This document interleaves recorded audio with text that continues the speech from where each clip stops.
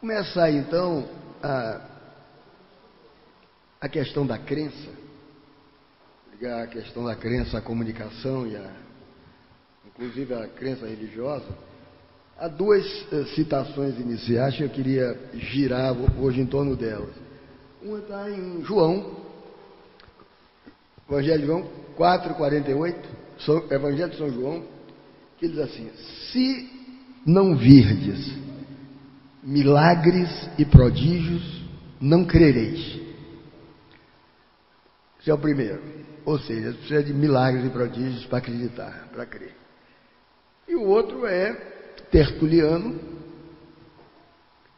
parafraseado por Santo Agostinho, que diz assim: credo qui absurdum. Eu creio porque é absurdo. Realmente, se não for absurdo, a questão da crença não se coloca, é outra coisa.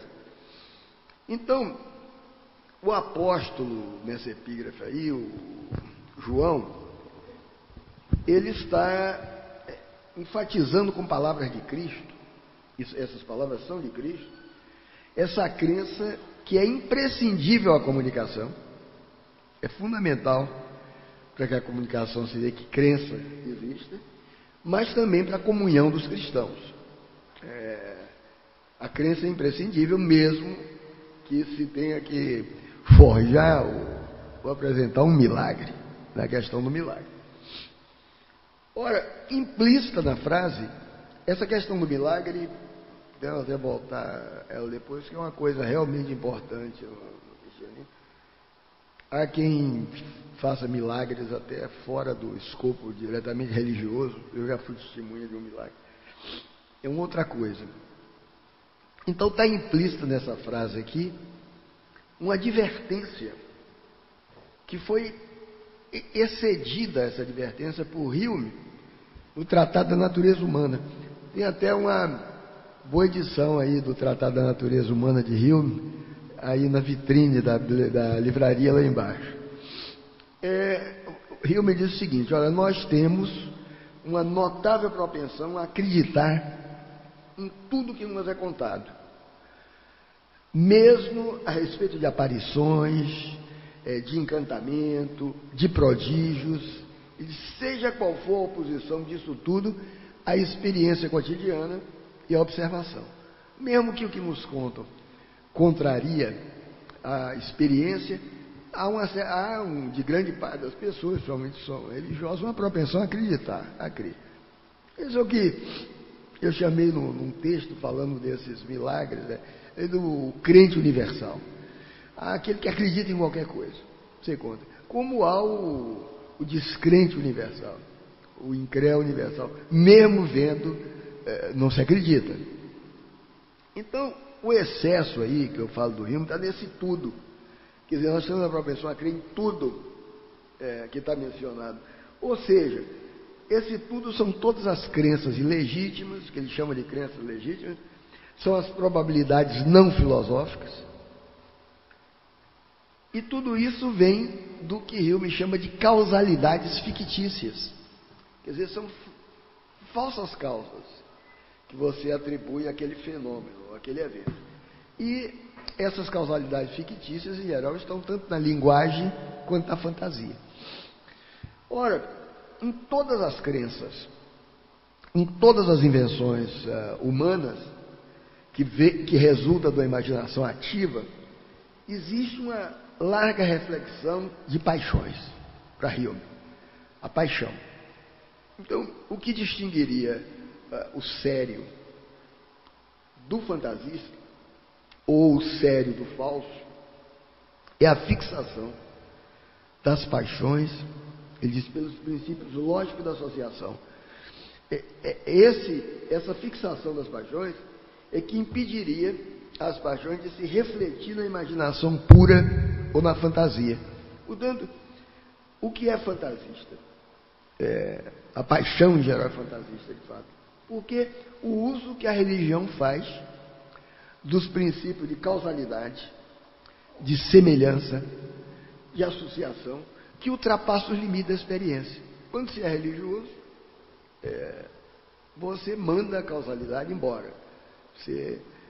É outra lógica que impera aí. Os princípios da causalidade dançam em função do que lhe contarem ou em função do que aparece ali.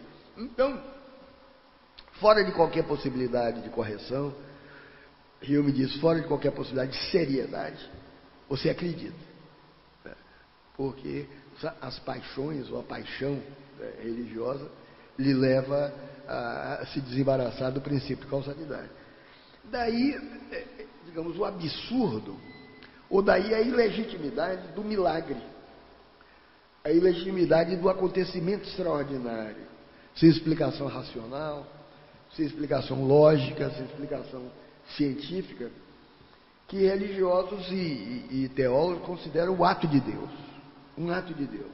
Quer dizer, e Santo Agostinho diz o seguinte: os milagres, seriam fenômenos que Deus provoca, ele diz, a partir das sementes secretas que se encontravam em germe desde a criação. Desde a criação, o mundo estaria povoado de sementes secretas. Os milagres seriam gerados por Deus, provocados por Deus a partir dessas sementes. Então, veja só, com isso, concordam um século depois, pensadores, teólogos, por exemplo, São Tomás de Aquino, e até mesmo Spinoza, foi um grande filósofo racionalista do século XVII, que também acreditava nisso, que esses milagres viriam do germe que estava aí desde a criação. Mas para Hume, o milagre, ou a crença, ele diz, é o que há de mais contrário à experiência e ao costume. Toda experiência lhe aconselha a não crer.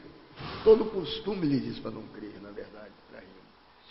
Mas, portanto, para ele, quando você acredita no milagre, você acredita no que a crença lhe dá, é um verdadeiro, isso para ele seria antitético à própria ideia de crença.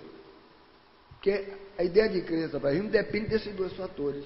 Depende de quê? Depende da experiência, depende do costume.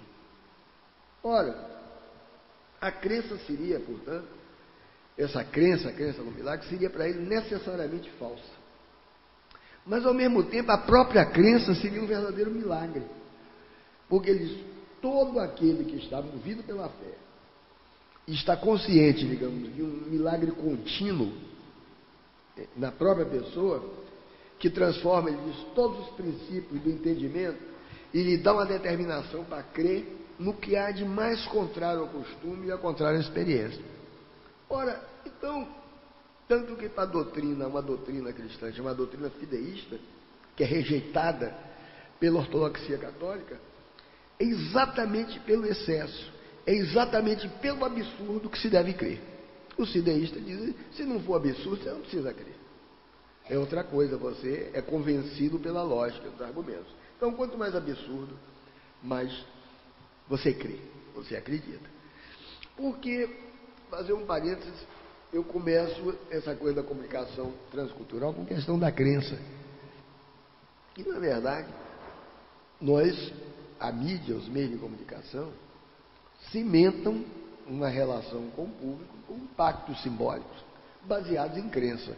A última vez, aqui falando do jornalismo, e claro que o prestígio do jornalismo na sociedade liberal, mas basicamente o prestígio da empresa jornalista com o seu público, é um pacto simbólico que cimenta. O jornalista, como que diz assim, olha, eu sou testemunha do fato, mais próximo do fato, e vou contar a verdade do fato, e o público acredita. Se esse pacto simbólico se esvai, o jornalismo, que é uma ideia, pode morrer, pode sobreviver à informação, às pílulas informativas, às informações enciclopédicas, um conhecimento até de enciclopédia, mas a notícia jornalística, se não houver esse pacto de credibilidade, ela morre, ela desaparece. Então, as questões do desaparecimento do jornalismo, do fim do jornalismo, são ligadas também à hipótese do esvaimento da crença nessa verdade que pode vir a ser trazida pelo jornalista. Sem isso, sem esse pacto, não há imprensa, por mais significativo que seja o que ela diz. Então, e é a questão que vai se colocar com a imprensa na internet, evidentemente. E é o problema que a imprensa na internet ainda enfrenta, quer dizer, nós nunca sabemos efetivamente se o que está sendo dito ali é verdadeiro.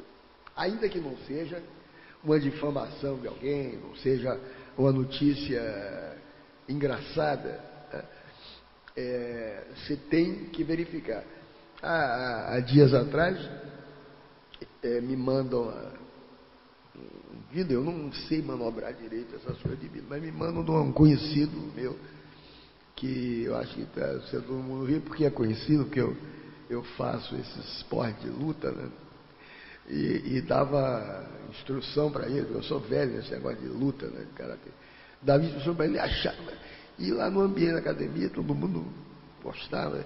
É um ator da Globo que aparece com uns travecas, uns travestis. Né? Aí diz, é fulano. Eu disse, não é possível, né?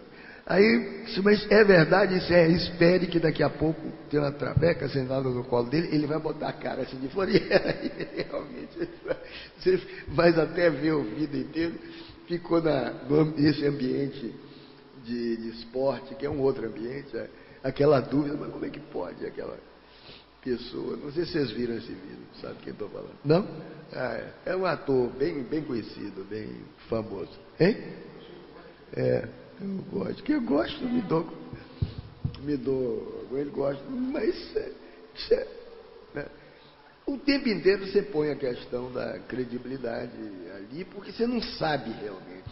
E depois, mesmo sendo aquela, você não sabe se aquilo não foi montado, se não alguém mais.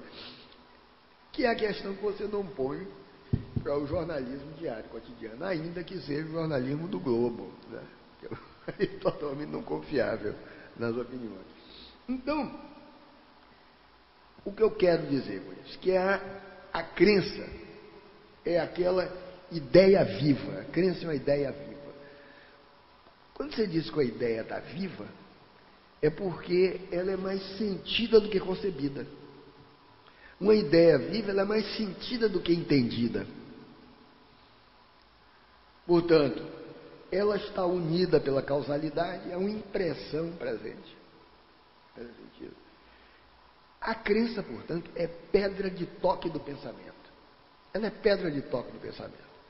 É praticamente impossível pensar sem crer. É impossível entrar no pensamento sem atravessar a crença. Então, eu tenho falado, e falei do que eu estou chamando de comunicação transcultural, que não é a comunicação intercultural, entre culturas, não é a transdisciplinaridade, nem é mesmo a comunicação transcultural de que falava Ortiz, o cubano, com a aproximação entre culturas distintas em Cuba. Não é isso, eu chamo de comunicação transcultural, um vai e vem entre culturas, é diferente. Pega dois sistemas que aparentemente são diferentes e você vê que parece que cada um tem uma gramática fechada. Quando eu digo uma gramática, você fala um corpo de regras estáveis que faz funcionar os enunciados. Na verdade, as gramáticas nunca são inteiramente fechadas. As gramáticas comportam aberturas, movimentos de vai e vem, movimentos de transfixações, de transpasses. A comunicação transcultural é um pôr em contato, as gramáticas culturais, quer dizer, as regras culturais serem atravessadas por outras diferentes. Então, é um caminho que eu comecei a propor para o que eu estou chamando a desracialização da filosofia, então, para a desracialização do pensamento. O pensamento ocidental, que se expressa de sua maneira na filosofia, é um pensamento racializado. A filosofia é coisa de grego, de judeu e depois no Ocidente, coisa do Ocidente branco.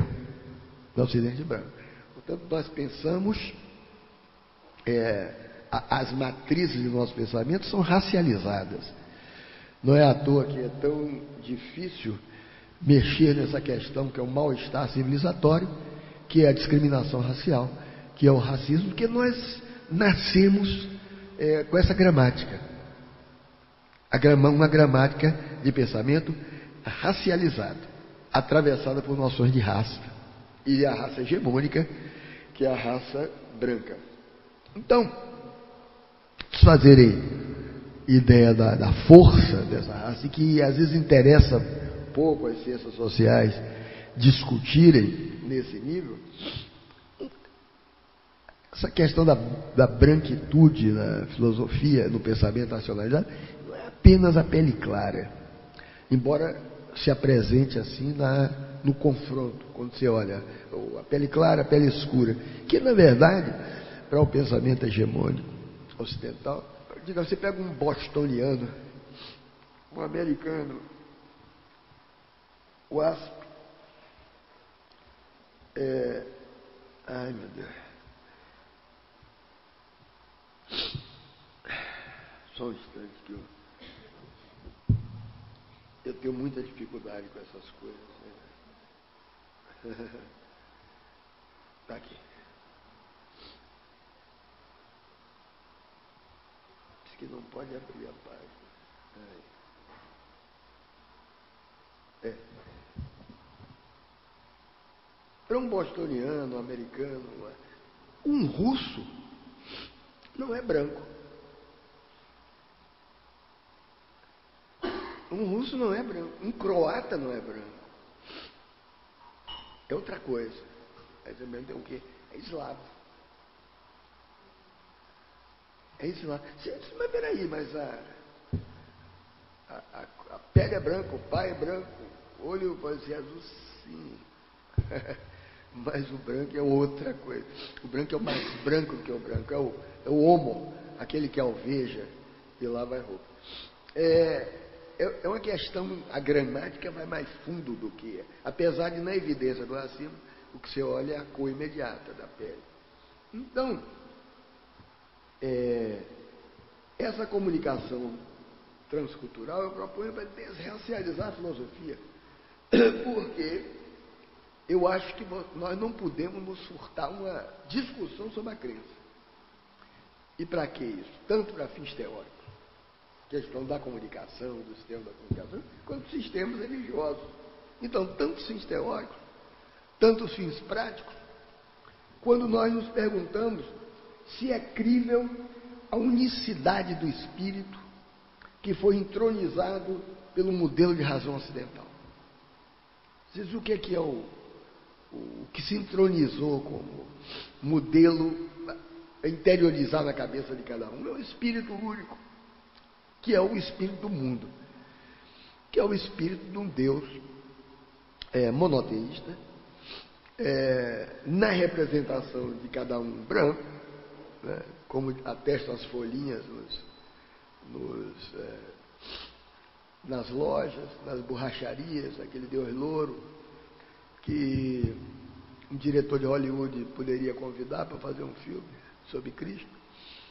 É esse espírito único que Carlos Drummond de Andrade, num poema lindo que tem sobre as bibliotecas, a biblioteca, é um poema de Carlos Drummond que vai ver, ele fala assim, desse espírito, não exatamente do espírito do mundo, mas ele fala da biblioteca, ele diz assim, piscinas, acho que a biblioteca são piscina, ele diz assim, onde flutuam delírios mansos de filósofos. É lindo esse negócio de Drummond. Nós somos guiados por delírios mansos. Pensamos que estamos seguindo o fio de uma racionalidade, e às vezes é simplesmente um delírio manso de um filósofo, diferente do delírio manso de outro, que também se comunicam um pouco os sistemas de filósofos. Então, quando você limita o trabalho do espírito e o trabalho do pensamento a uma circularidade do si mesmo ocidental, o si mesmo ocidental é circular e ele volta a si mesmo, mas com amor próprio, Com amor próprio, você tem um sentimento violento. Porque, diferente do amor de si mesmo, todo amor próprio é uma paixão imanente a cada um, é uma paixão agressiva. Todo amor próprio é uma negação da alteridade, uma negação do outro. É diferente do amor de si mesmo, que é natural e necessário para que você se veja.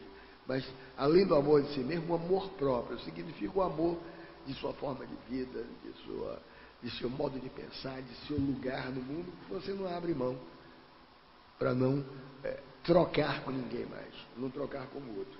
Então, pode ser cristão, pode ser islâmico, nos momentos cruciais da comunicação da crença, quando se trata de comunicar a crença, o amor próprio sempre trocou a razão teológica pelo fio da espada.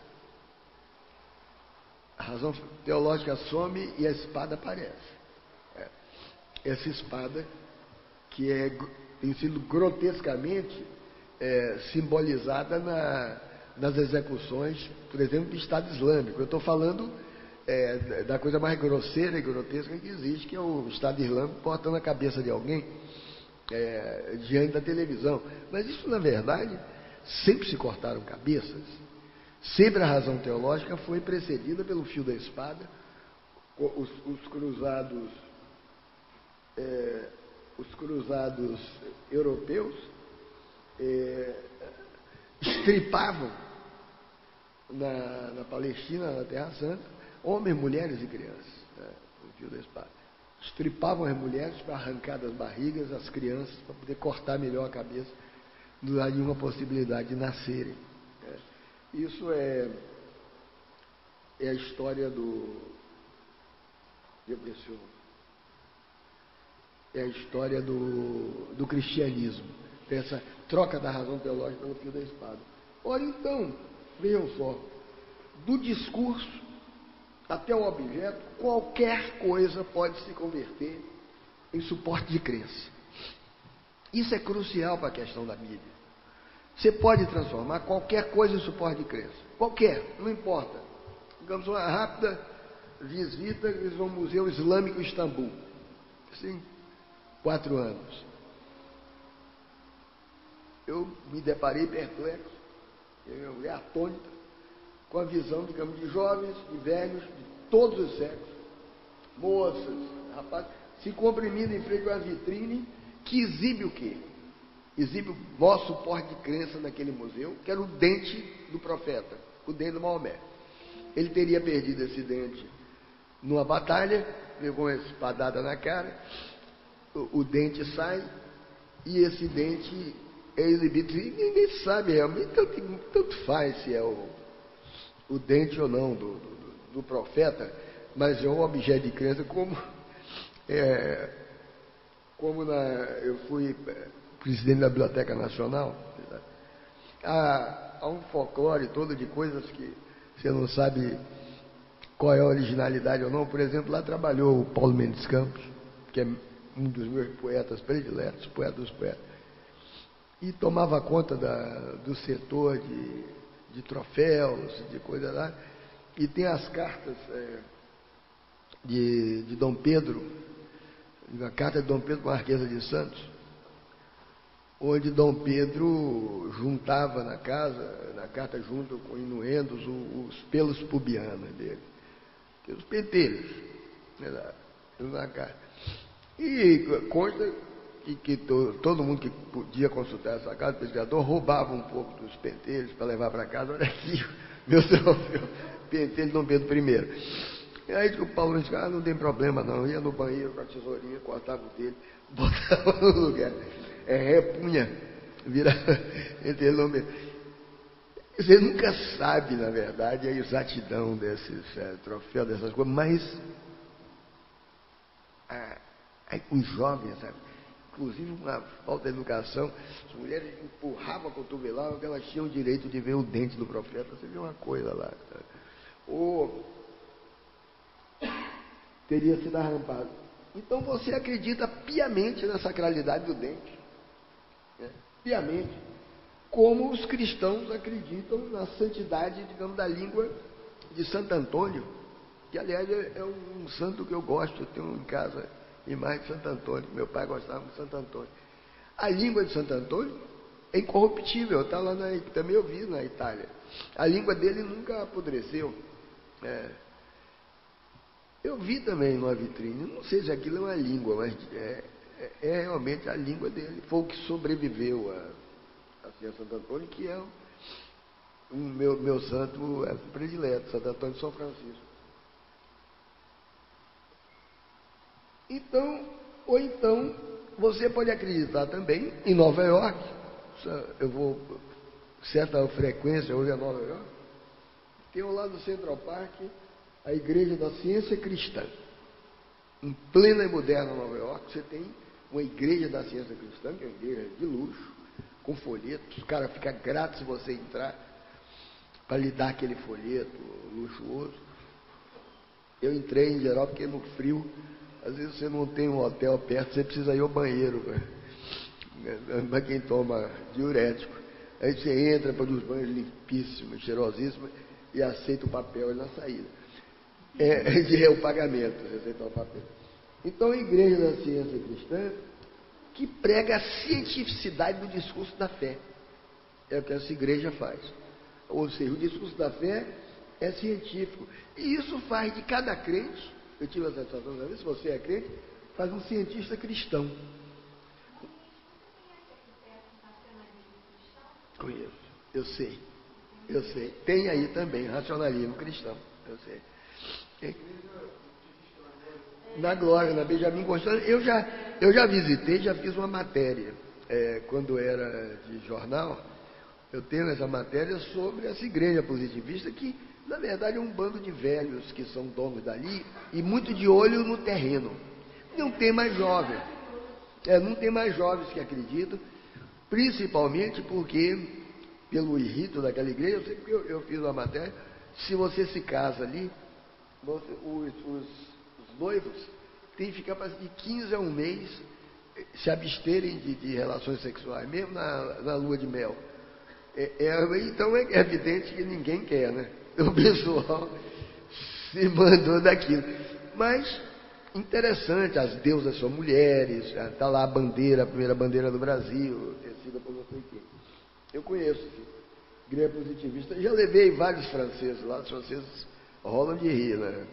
Imagine, Augusto Conte é o verdadeiro divindade ali por detrás, embora não seja divindade nomeada. Então,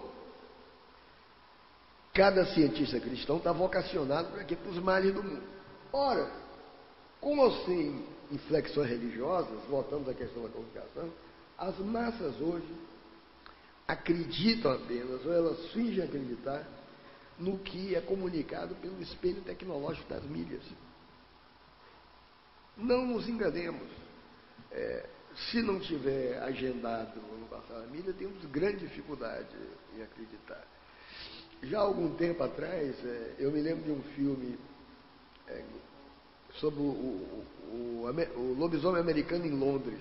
Não sei se vocês viram esse filme. É um filme de lobisomem, mas muito irônico, muito engraçado. Vocês viram mesmo. Que é um rapaz, um jovem americano turista, que é mordido por um lobisomem e passa a atacar as pessoas em Londres, né?